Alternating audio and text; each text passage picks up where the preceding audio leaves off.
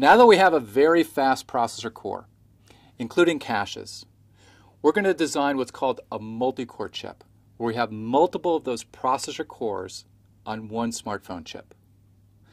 Now, multi-core is a multiprocessor on a chip, and multiprocessing has been around for decades in higher-end machines. And a multiprocessor is simply a computer that has multiple processors in it.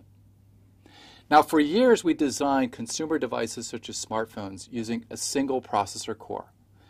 And we would use the techniques we've already talked about to get higher performance. And another way that we got high performance was by increasing clock frequency.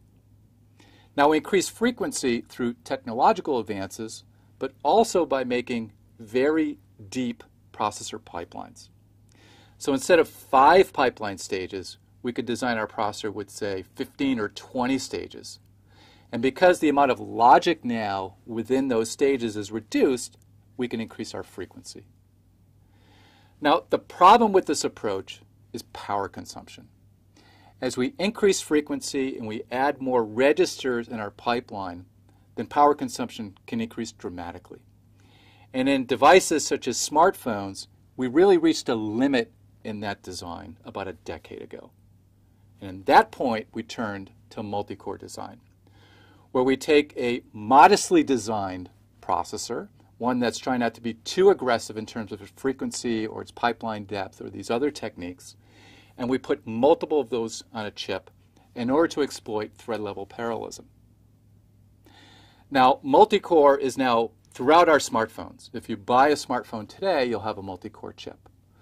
And just like as with high-performance techniques, it's really not as simple as just putting down a bunch of cores on a chip. There are a number of different challenges associated with multi-core design. And we're going to see one of those challenges in this module, and that's called cache coherence. So now that I have multiple cores with multiple caches, well, I may have different versions of a particular cache block in those different caches. And that creates incoherence between those different blocks. And what we're going to see in this particular module is a particular design, a particular approach that's widely used in smartphone chips called the MESI protocol.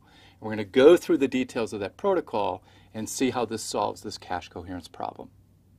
So at the end of this module, you'll have a general idea of the organization of the multi-core chip that's in your smartphone, and then we'll see a solution to this common cache coherence problem and how we solve this problem in hardware. So let's get into it.